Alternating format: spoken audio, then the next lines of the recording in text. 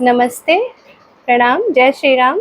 मैं आपकी दोस्त नेहा सिंह स्वागत करती हूँ आपके अपने चैनल स्वर सुरभि में। आज फिर एक जच्चा बच्चा गीत सुनाने जा रहे हैं, सुनिएगा। अच्छा लगेगा तो वीडियो को लाइक करिएगा, शेयर करिएगा और चैनल को सब्सक्राइब नहीं किए तो प्लीज़ सब्सक्राइब कर लीजिएगा। धन्यवाद। जब से सौरिया में पड़ गली हो दुबरा गैला बालम, जब से सौरिया में पड़ गली हो दुबरा गैला बालम, कह तू त मोर धन अम्मा बोलबती, कह तू त मोर धन अम्मा बोलबती, चुप रहा बस करा मत बोला हो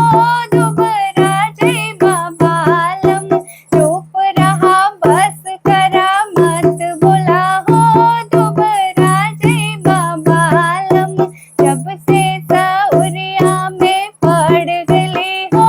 दुबरा गैला बालम, जब से सौरिया में पड़ गली हो दुबरा गैला बालम, कह तू त मोर धन सासु बोलबती, कह तू त मोर धन सासु बोलबती, छट करा पट मोटर कार करा हो मोटा जैबा बालम, छट करा पट मोटर कार करा हो मोटा जैबा बालम, जब से सौरिया में पड़ गली हो दुबरा गैला बालम, जब से सौरिया में पड़ गली हो दुबरा गैला बालम, कह तू त मोर धन भाभी बोलबती, कह तू त मोर धन भाभी बोलबती, चुप रहा बस करा मत बोला हो दुबरा जैबा बालम, चुप रहा बस करा मत बोला हो दुबरा जैबा बालम, जब से सौरिया में पड़ गली हो दुबरा गैला बालम, जब से सौरिया में पड़ गली हो दुबरा गैला बालम, कह तू त मोर धन सरहज बोलबती, कह तू त मोर धन सरहज बोलबती, छट करा पट मोटर कार करा हो मोटा जैबा बालम, छट करा पट मोटर कार करा हो मोटा जैबा बालम, जब से सौरिया में पड़ गली हो दुबरा गैला बालम, जब से सौरिया में पड़ गली हो दुबरा गैला बालम, कह तू त मोर धन दीदी बोलबती, कह तू त मोर धन बहिना बोलबती, चुप रहा बस करा मत बोला हो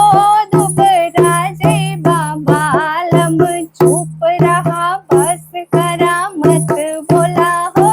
दुबरा जैबा बालम, जब से सौरिया में पड़ गली हो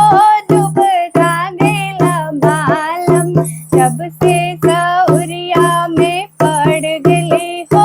दुबरा गैला बालम, कह तू त मोर धन साली बोलबती, कह तू त मोर धन साली बोलबती, छट करा पट मोटर कार करा हो मोटा जैबा बालम, छट करा पट मोटर कार करा हो मोटा जैबा बालम, जब से सौरिया में पड़ गली हो दुबरा गैला बालम, जब से सौरिया में पड़ गली हो दुबरा गैला बालम, जब से सौरिया में पड़